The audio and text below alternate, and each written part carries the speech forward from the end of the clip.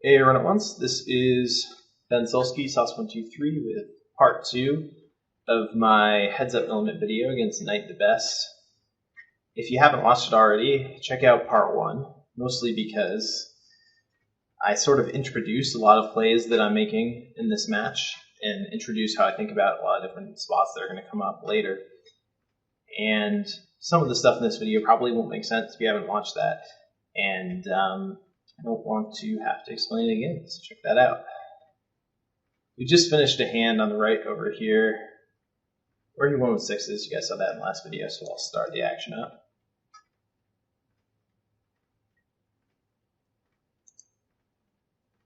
This is a great flop on the right. It's one of these spots where a lot of players apply tons of pressure because I don't have ace-queen, I don't have aces, I don't have queens, I may not even have fours if I'm particularly 3-bet happy today. So my range can look very capped on this board. I also probably won't have a lot of the nutty draws like king-10 of clubs and king-jack of clubs. This is generally a very good board for in position to barrel me and put in a lot of money with the strong hands. Because of that, it's become standard, and I think it's definitely correct to play check call with my range on this board. The idea is that if in position's range is uncapped and he has lots of bluffs in his range, which he does because he's playing 93% of hands, then his strategy will be to just bluff a ton and put in a ton of money with his stronger hands. And because that's true, I don't gain much with my strong hands by check raising him off of his air. And so what I'll do with this jack 4 is I'll just call the flop and I'll call any turn. And I will check raise rivers that improve me and probably check fold most rivers that don't. So it'll be pretty straightforward to play. But it's just a good spot. It's a pretty standard check call on 8-3-3. I think check raise is not a terrible play for protection, but it is really tough to play. Also to play against, but it's definitely a tough play. So he checked back. Now, definitely my hand is strong enough to bet on the turn, but it's a spot where I think I do even better check calling the turn and check raising 4 rivers and maybe jack rivers and definitely club rivers. Because it's a spot where I'm just going to have a lot of marginal hands that I'm check calling this turn with. Think of hands like king 5 of diamonds I'm probably going to have to check call with. And so if the river is a club, it's a very nice spot for me to turn some of those hands into a bluff, especially a hand like, say, king of clubs, 5 of hearts, something like that, which I'll always play this way. And having jack 4 clubs in this range works really well with those weak showdown value / blocker check raise bluffs. And also it'll prevent him from overbetting against me on club rivers and keep my range uncapped and more difficult to play against. On the left table, I have the nuts. Well, the second nuts, if we're going to be really precise about it. Getting the most money in is another story entirely. It's really tough to do. In a vacuum, I'm not sure what the best play is here. Probably bet might just be the best play in a vacuum. I don't expect him to have much, but at the same time, it's a good bluff spot for me because by checking back the flop, he sort of declares that he doesn't have as strong for range as he would for betting, at least usually. And then 8s are pretty good to see bet in a board like this for protection. So I might think that his range is pretty capped on a turn like this. And I have a lot of just really terrible hands because I just flatted from the big blind against a small raise, so I might just have 5-4 offsuit, things like that. So it's a spot where I can just bet 8s and bet a lot of bluffs. That being said, I should occasionally check raise and check call, check raise, and play my 8s basically to every single possible line, or else I can be a little bit exploitable. So whatever I do, I won't be bothered, I guess. So I guess I chose to check here. I actually don't know what his delay c-bet tendencies are if he's like out of line there, but I wouldn't know that anyway. So I chose to check. And I guess what I was thinking was that I'm probably not getting 2 streets from ace high, and so I'm going to go ahead and try to induce a bluff. I think that's a fun way to play this hand too. I'll definitely call on the right table. I gin the river. And on the 7 river here, he'll definitely improve to a pair of 7s. I'm not sure quite how much, probably like at least 10 or 12%, maybe as much as 15 to 18% with his range. This is a pretty decent card for me to get money in on. He'll probably usually value bet the 7s and then usually fold them to a raise, and he'll definitely bet call any 3 or 8. He might occasionally bet call 7x as well. He probably won't value bet ace high in the river, but he'll probably value bet 4s, 5s, and 6s. But he probably won't have those that much because he might have bet the flop or the turn. So it's a spot where I think most players' range is pretty capped at ace high and king high. And so it's a spot where I guess leading is pretty good for me in general. Looks like I'm going to make a pot size lead, which I think is a play I can make with a lot of weaker hands that I might play this way. So, maybe I just have 10-6 off. I might play it this way. I also might still go for the check raise, which is fine too. Pop bet's okay.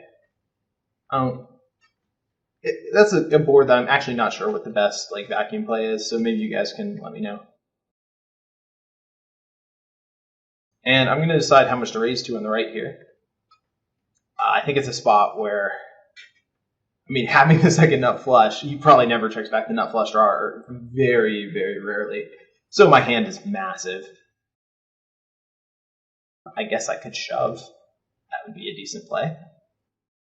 But the problem with shove, I think, is that he probably just won't call me very much. So maybe I should just shove anytime I have the king of clubs or the jack of clubs here.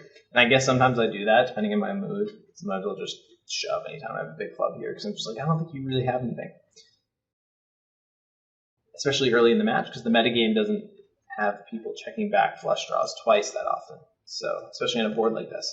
So maybe it's good to make a massive overbet here. I don't know. But I think I'm just going to check pot it.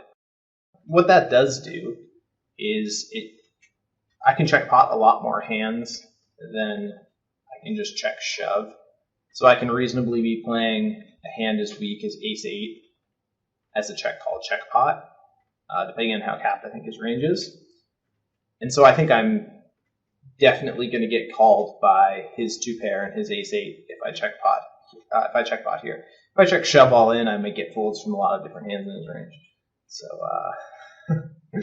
I guess I probably won't do that in a vacuum, at least. It's a fun play to make, though. And like I said, I can easily have king high here with a club. That's a very obvious hand to play this way. And I can even just have, 3-5 with the 5 of clubs and just decide that I want to bluff on the river. So there's a lot of hands that I can make this play with this bluff. So I expect to get called a decent amount. When I check raise him on the river, it's clearly a very scary spot for him, though. But one he's going to have to call sometimes.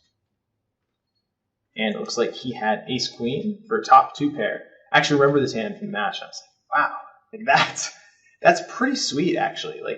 Very few players are capable of checking back top 2-pair on a board like that so early into a match. We've only played 83 hands at this point. He's just like, no, I'm going to check back top 2, and I'm going to do it in tempo. Now, the problem with that play is that I never have anything. It's an ace-queen 4 board on the flop. And really, sure I have ace-4 once in a while, but ace-4 gets counterfeited in some way or other before the river, before it gets to put a lot of money in, a lot of times. And it's just going to be a situation where it's going to be tough to induce a lot of huge check raises and huge bluffs, I think. So I don't really like his play, I don't think, but I like that he made it. I think it was a really cool play to make. And then on the river, I guess he just calls and hopes that I have ace-8 or, a really weirdly played 8-4, 8-3. So, yeah, I'm fine with this play. But it's ambitious. It's cool, though. It's maybe he would actually have the nut flush here sometimes, given that he checked back top 2-pair, which is an even crazier hand to check back than the nut flush draw. So I'm c-betting again on Queen Jack 5. This board I think is a pretty decent c-betting board because a lot of the decent suited hands 3-bet pre, at least most opponents. And some of the really weak Queen X off and Jack X off just fold pre-flop. So it's a board where, and he might even fold a hand like Ace 4 offsuit on the flop. So I think it's a spot I get some fold equity for this bet.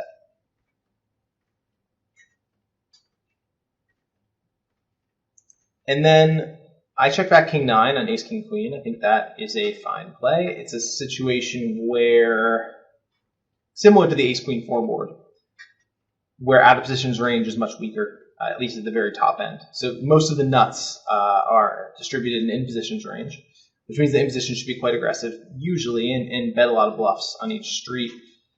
But the problem with King 9 is that it's not really strong enough to bet for value on more than one street. So it's a hand that I might choose to check back and bet one street for value with and play a few of my bluffs this way sometimes, maybe, for balance. But mostly it's just sort of a pot controlling play. I think betting the flop is actually an okay play too because the 9 kicker is pretty good in this situation. And King 9, I mean, having the 9 kicker on the king makes me beat a lot more of his range in one street than having like King 4 does.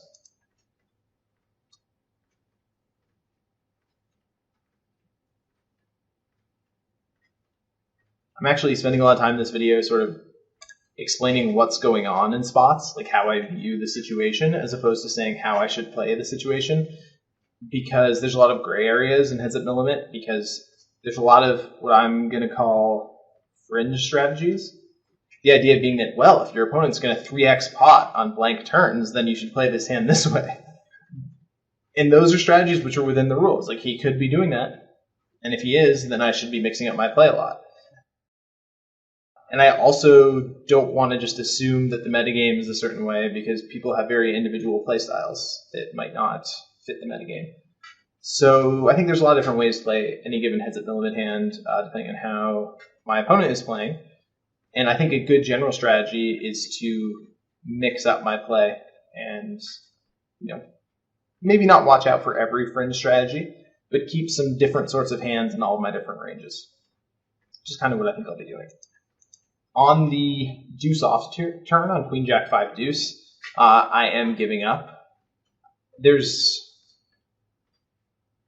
are hands in his range that he's folding, but there's a lot more hands that he can call with, and my equity is just awful. And I don't block anything. So it's just, I have a terrible, terrible hand to bet. And he played his hand well. This will be a trend in this video. He usually plays his hand very well. So I decided not to bluff on the Queen Jack 7 deuce on the right table. I think if you are betting this hand most of the time, then you'll be bluffing too much and you'll be exploitable by somebody checking back a lot of marginals like Jack X and Queen X that isn't too big, and even 7X, and then just calling you down. Especially if you're playing as loose in the big blind as I do. So I just have to give up with some of my air sometimes on some streets. I might barrel this hand on certain rivers, though. Also, an added bonus of check folding this hand on the turn is that in the event I hit a 5 or a 9 on the river, now I just don't have to bluff anymore, and I have a bluff catcher that is probably good at showdown. So it kind of lets me take advantage of my 6 outs as opposed to just like immediately barreling and having 0 outs in the river basically when called. On the left here, I'm going to check call flop. It's not a good spot for me against a 4/5 spot size bet, just because my hand has no nut outs basically. So I'm basically drawing to 2 pair and hoping that he gives up, which is not a good situation on a board as dynamic as this. That being said, I think that I just have too much equity to fold the flop. If I was folding all the way up to Jack 7 on this flop, I think I might be exploitable. And also, I tend to think that just because of my 7 outs and Jack outs and random board pair outs where he might slow down, and even random like Ace and King outs where he might slow down sometimes, I think it's just going to be a plus EV flop check call against almost anyone. It's not a high EV spot though, by any means. The 3 is a turn that is good for my hand equity-wise, but it's kind of... So it's like, on this turn, if he's betting any gutter, my hand is definitely a check call. But I think a lot of players are giving up with a decent amount of their range. Like, you know, if he has like Jack-6 offsuit here, I'm not convinced that he's going to go ahead and bet nearly full pot again. So I think I'm going to end up folding on the turn here. But it's a really bad spot for me because I have a lot of hand versus range equity, but pretty bad implied odds. And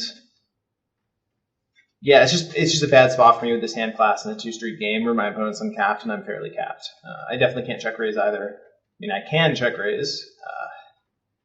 Maybe it's plus EV, but I have so little nut equity with this hand that check raise is pretty gross. I'm just going to get floated by clubs and bluffed on the river unless I want to check call the river in a massive pot, and I don't want to do that. So it's a spot where I just can't realize my equity and I'm just kind of screwed. So I'm going to fold. I might end up calling too, which is actually okay. It's kind of a read-dependent spot. Yeah, I'm on the fence here. It's just, yeah, I decided to call. Actually, that's a spot I should run in Card Runner's EV at some point because I'm just not exactly sure what the best play is there against the range of different strategies, which is why I think it's close, I guess.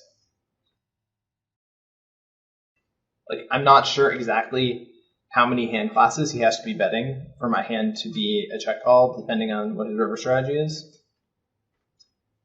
But, you know, I decided to call, whatever. He might even bet a hand like 7-6 here sometimes and check back the river, which I guess makes my hand a lot more of a call. So it's definitely a close spot and one that I go back and forth on and kind of mixed up with. On the 5, I mean, I don't think that I have any play other than check fold. Lead seems tempting at first. It seems like, oh, that's really street. That's a cool play. You know, bottom of my main hand range. That improves some hands in my range. I'll introduce a polarized leading range. But come on. I mean, I'm still ahead of a lot of his bluffs, like 10-9, Jack-9. You know, if you bet King-10 or even, you know, Ace-5, Jack-5, random gut shots, I beat a decent amount of his hand range still. And by leading, yeah, I get him to fold his bluffs, I guess, and I don't necessarily let him raise bluff me, which is okay, but I just end up putting in money against, like, you know, 8-7 a lot. Just hands that I don't really want to put money in against. And if I check, I'm just going to have a lot of 6x and 2-pair plus in my range on this run out. And I put him to a decision with a hand like 10-9 or Jack-9 or Queen-10 or 5x about whether to bluff or not. And I think a lot of times he'll just check back 5x and I'll end up winning. Occasionally he'll have been bluffing the turn with 3x or 4x, and I'll just win against that. And occasionally he'll just wimp out and won't bluff the river with Jack-9 or 10-9, and I'll win. So, and also, I mean, if I start leading 6x here, and that just makes it so easy for him to start value betting 2-pair for a big sizing more aggressively. So it's a very difficult play to balance, and I think the standard play when my range extends all the way from weak bluff catchers to the nuts, it's just to go ahead and check decide. And I don't see any reason to mess with that plan. Folded 3-6 offsuit, like a boss. We'll see if he fires. And I'm going to fold, trying to figure out some way that I can pretend to call, and there's no way. I even blocked Jack-10 and Jack-5. I keep saying Jack-5, but I mean, you can just easily have Queen-5 or Queen-6 or any other of those hands. Ooh, well, that was quite the play that I just made. Wow, that's really good from a balance perspective. Let's go look at that again. I forgot I made that play. All right. Okay, so he bet 250, and I made it 692. Okay, so I'm risking approximately 700 to win approximately 600. So again, I need my play to work like 56% of the time or something like that. Okay, so he has some bluffs. We've already established that. Say that he's betting 250. So call bluffs like, you know, around call it, let's just say that bluffs are 20% of his range or something like that. And that's 20% fold equity right there, but I already beat those. And then I need an additional, say, 40% roughly of his made hand range to be folding for this bet size. That seems like a pretty tough parlay for me to make. Maybe I thought I got something from his timing, like the sort of tank before betting 250, but that seems a little thin given we've only played 86 hands. So I think this is very marginal on my part, and I mean, I guess it doesn't really make sense in some ways, because if I thought that he was betting his marginal gut shots on the turn, then I should call turn and probably fold this river. But my play makes more sense as a bluff if I thought that he was c-betting the turn more with more premium semi-bluffs. So like maybe if I thought he was more polarized towards like any 8 or better, and then some hands like 10-9 and Jack-9 and clubs, because fewer of those hands will have actually hit this river, and so his betting range might be more sets and more 2-pair. So if that was true, then my play makes sense. But if that was true, then I should have just folded the turn. So I really think I screwed this hand up, and I just kind of was like, call the turn. And then the river came out bad, and I was like, I'll just make a play. So I think I played this hand pretty crappy.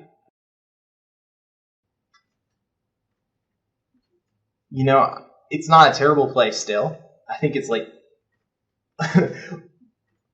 I'm usually just not going to spew off a huge amount in most situations. So I think my play is still fine. And it's good from a balance perspective because I should be bluffing here some percentage of the time. But it's going to be tough. That's another one to be interesting to look at, depending on turn assumptions in card order CV. But my guess is that he's just going to have a 6 a lot here. I mean, I block a 7, which blocks 8-7 off. It blocks pocket 7s, and it blocks 7-5. Not that he ever plays 7-5 like this. But yeah, I mean, I think it's just a spot where this is probably losing, and he might even just bet 175 or 165 with his sets and with some of his 2 pairs, and then bet bigger with a 6 or air. So I'm not in love with this play, to say the least. And he had queen 6, which means that I should have called turn and folded river for the reasons that I just said. On the right table here, I'm calling queen 9 to his 3-bet, given that he's 3-betting 32% of the time of my very small sample, and it's a pretty good hand. And I'm going to fold the flop.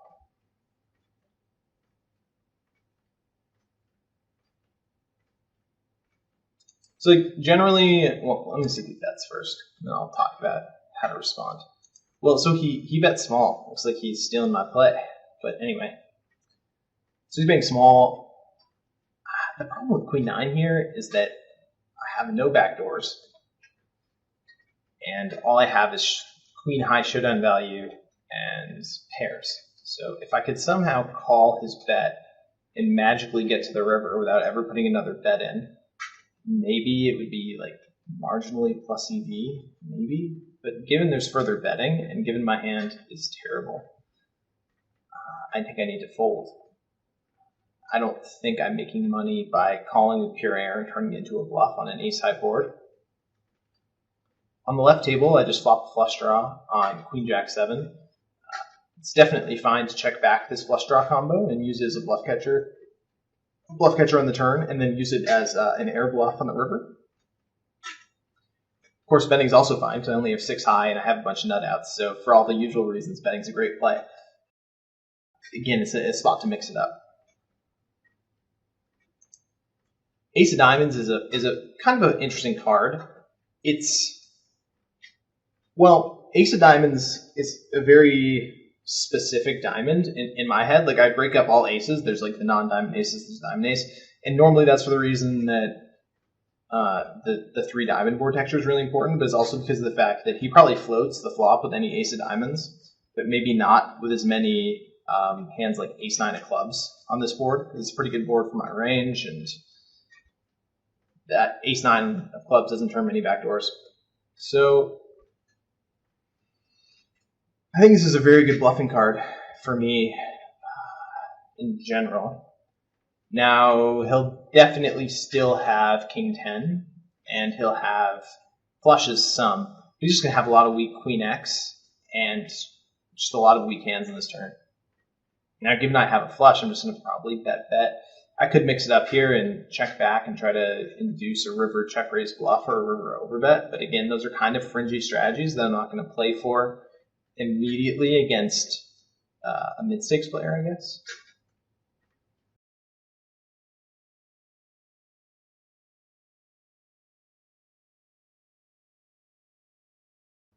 I'm picking my bet size. I decided to bet 70 to about 100. I think that's pretty decent.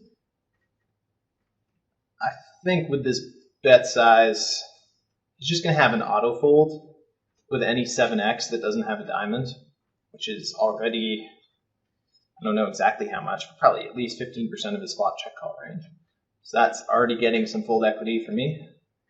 And he'll have some bad gutters like 10-8 off and 9-8 off that probably check call the flop. Those are folding too, definitely without a diamond, and probably even with a diamond sometimes. And then he'll have like king 9 off without a diamond that'll fold. He might even fold a hand like jack 4 of clubs, things like that too, because I mean the implied odds are pretty awful for that hand. So I think this is just going to be a profitable bet, maybe with any hand in my range. Just a really good card for my range.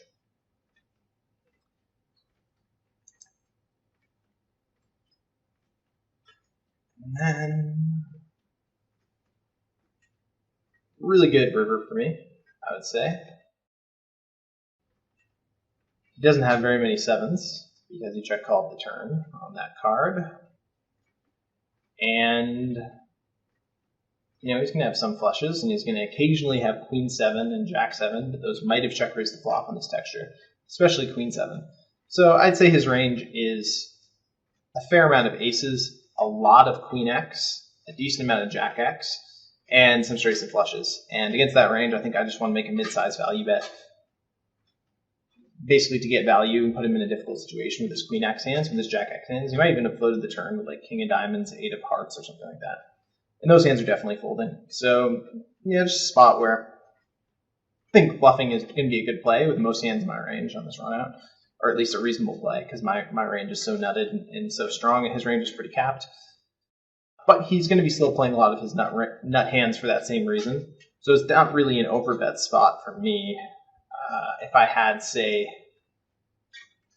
queen, and I blocked a lot of his marginal check calling hands, it would become a lot more of an overbet spot, especially if I thought that he wasn't going to check raise me with any of his flushes. So in certain, you know, under certain assumptions, yeah, I might want to overbet in certain combos here, but with a mid-range flush, it's fine to overbet and then fold to an all-in. I think just a regular size bet and then deciding against a check raise is just as good. Or at least almost as good. Maybe I'm wrong, but I think both plays at least have merit. I'm going to check call on the right. I'm just going to stop talking. Oh, I guess I did overbet. I like my play too. I think that's fine. On the right table, I'm just going to stop talking about it. If you have a pair, and it's a big pair, like a pair of queens, it's probably going to be a good check call on the flop and heads up poker. Heads up no limit at least. So I'm calling. On the left table, I went for this small overbet. I think that's a pretty good play. It gets maximum value from a lot of his bluff catchers, like not bluff catchers per se, but strong but not nut hands. Like king 10 definitely always pays this off. And I think if he somehow randomly has like queen jack or ace x, he probably has to think about paying this off. And he's going to be in a tough situation with a lot of hands that kind of block some of my flushes and have showdown value, which is going to be a lot of his turn check call range. So like say he has, you know, queen of clubs, 10 of diamonds. It's a spot where he's going to hero me a decent amount just because I can conceivably be bluffing with so many hands on this run out. So I like my play. If he shoves on me, it's going to be a really terrible spot. And I think I'll probably end up folding, but that might be slightly exploitable depending on, you know, exactly what hands I bet this sizing with.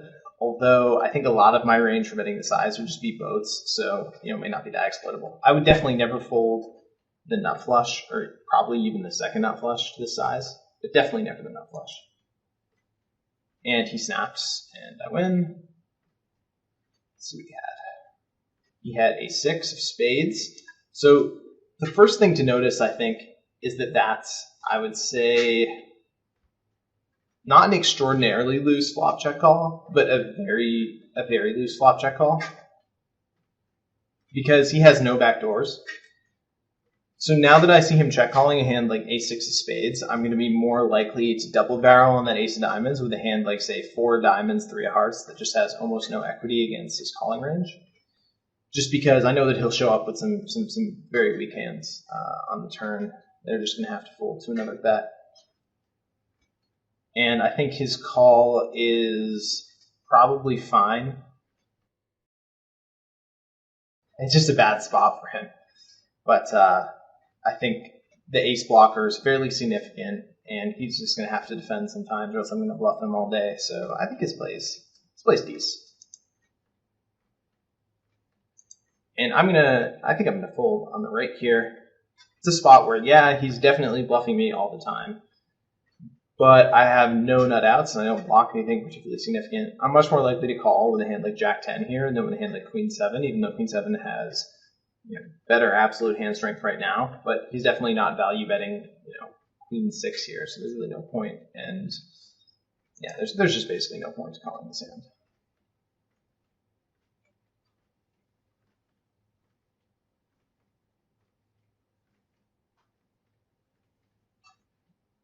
Decided to bet flop on the left. It's fine either way. I know a lot of people check back this hand because they're like, oh, it's marginal and it has some draw value.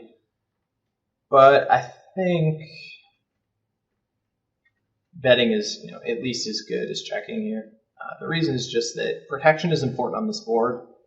People, I think, underestimate the amount of the time that a hand that might be folding the flop, like say King 10 or even like, King 10, hands like that, are just going to turn something pretty good and just put us in a bad spot, maybe double barrel us in the river. And then also, the hand just doesn't turn that well in general. So like it has to call a turn bet probably if it checks back in a lot of turns, but calling a naked gutter on the turn is not an ideal poker situation that's making you a lot of money. So in a way, this hand is almost too weak to check back the flop with. Having a hand like ace-5 or even ace-7, I think makes it a lot more of a flop check back because of the added showdown value against our opponent's bluffs. So this hand I chose to bet fold flop with, which I think is fine. It's kind of, I don't want to say standard, but I think that the jack high is not really good enough to bluff with in some spots, or not really bad enough to bluff with, and not good enough to show down. And so it's kind of easier to start building a pot now so that once he calls on the flop, we're just like, okay, now we can start bluffing for sure. And I'm going to double barrel this turn, probably.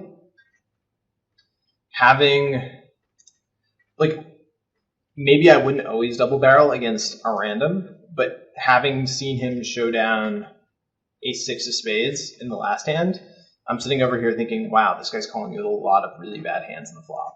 So I'm betting to get him off hands like, say, Queen 7 offsuit, or maybe even, I think he can even have hands like ace-9 offsuit and ace-deuce offsuit and things like that. And given that I have a relatively clean open-ender and a jack out, just a situation where getting those hands out of the pot is going to be pretty good for me.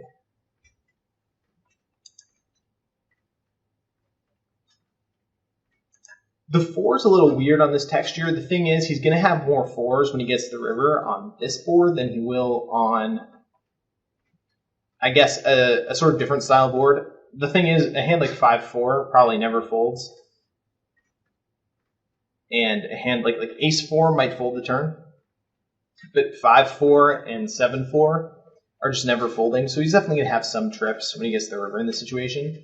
And then also, he's just going to have a lot of hands that either have an 8 or a 6 in them.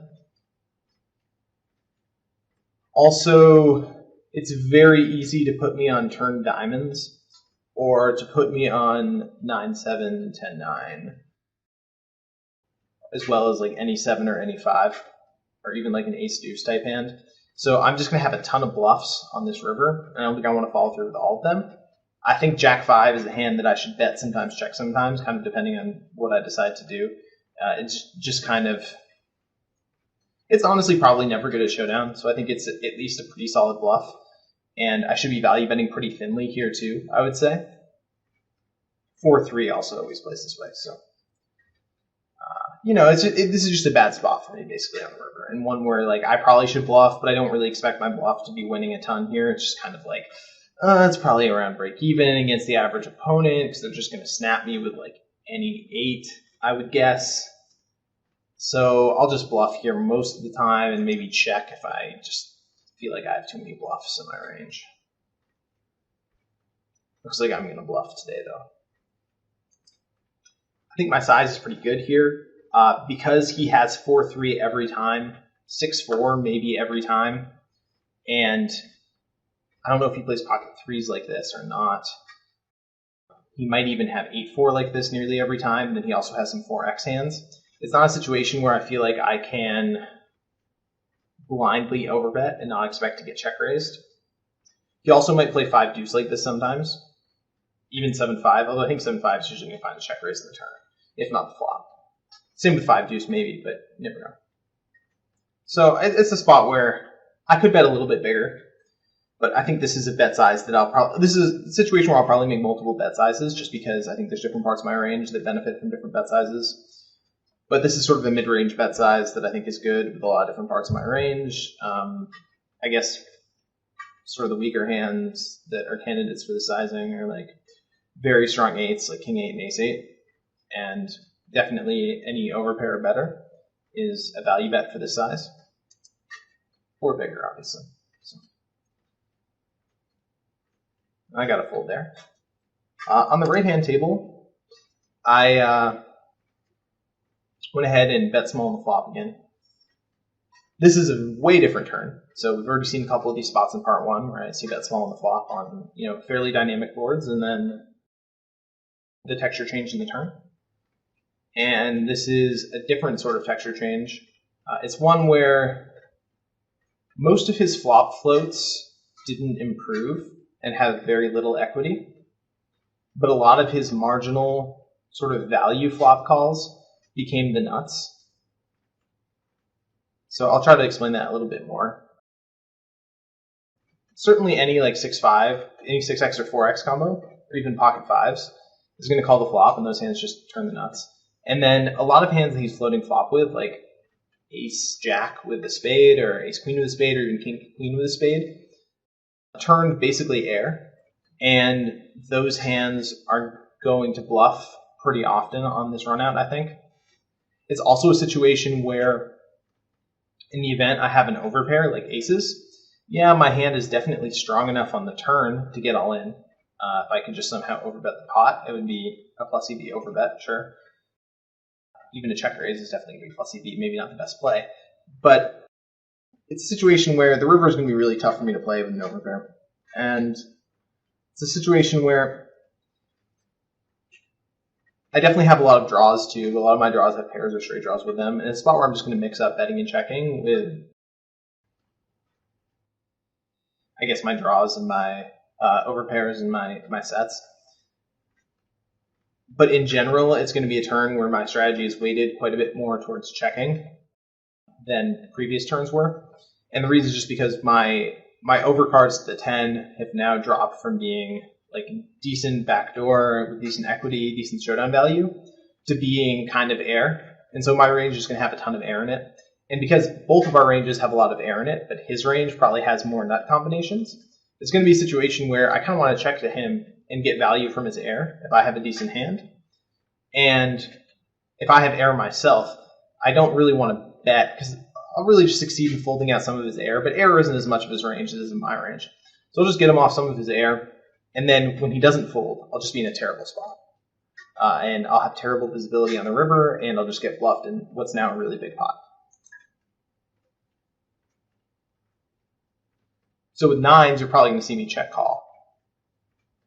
And the reason I'm check calling with 9s is basically just for equity reasons.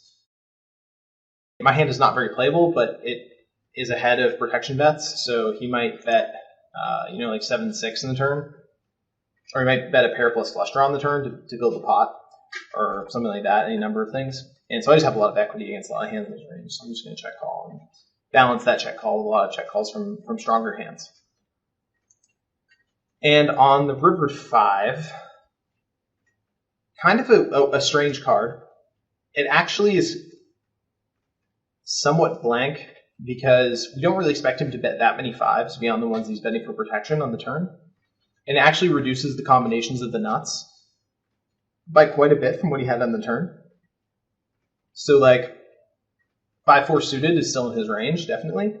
But on the turn, there were more combinations of it than there were on the river, at least relative to my overpairs.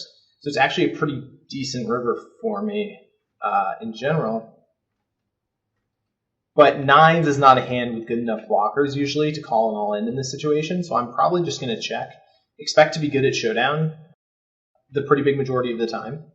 And I'm just going to fold if he shoves or if he bets any kind of like non-trivial size. When I check back to 7x on 8-7 deuce heart heart, a marginal hand that bet sometimes, check sometimes. Usually check. And he's tanking. I'm not going to read too much into his sizing of 170 on the turn. It makes him a little bit more weighted towards protection betting and maybe towards bluffs with bad blockers, but not a ton. And he bets 400 and 645, which is kind of a dirty spot. However, it's a spot where, because of the blocker effects and because I don't think he's value betting, say, pocket 8s or 6x, I prefer to call here with any 6x or 4x than with pocket 9s. And the reason is just because I block pocket 6s and pocket 4s and 6-4 suited. But with pocket 9s, I don't really block anything. I just block some of his bluffs. Like, I block, I guess I block, Jack 9 of clubs or something that might sometimes play this way.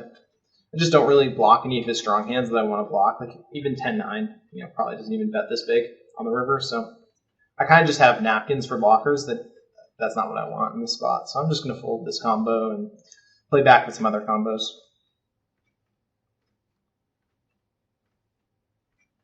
As I shove. And it always goes through my head. I'm just like, 400. It's not that much. I'll just go all in. But, yeah, that would not be my best play, especially after what he's seen very recently. I decided to call. I don't like my call. I guess I was playing a little bit spewy. See, I play kind of spewy when I play lower. I'm trying to provide non-spewy commentary. But, yeah, not my finest moment. And he value bet pretty thin there. Jack 10 is probably, I'm not going to say too thin on that run out, but it's a thin value bet. Let's put it that way. And he did well against me by, having me call down 9s. So I think we conspired to make me lose money that hand. I did not need to lose that much money. And yeah, I mean, my calls, it's not terrible. It's burning a little bit of money, but not a ton. But it's just a spot where almost any hand in my range that doesn't have a spade in it or a club in it is as good of a call. And that might not even have a club in it. It's just if I make that call, it's definitely exploited. And just I'm just going to call you everything because you got kind of small. I don't know why I think I can make that read. I think that's pretty bad. And then the left table here, I'm probably just going to hero call him because I have a pair. I'm just I'm going to call you today. I'm just going to call. And I called and lost. So that's been part 2 of this video. Picked up the pace a little bit. We've gotten through 9 minutes and 38 seconds of footage. So in part 3, I'll try to get to the 15-minute mark out of, I guess, almost 2 hours worth of footage. So I'll probably just keep going with this video series so you guys want me to stop. Well, maybe not that long, but for a few parts, because I think it's interesting, and I really enjoy Heads Up No Limit. So hope you guys enjoyed this part. This has been Ben Sulsky for 101.com. I'll see you guys next time.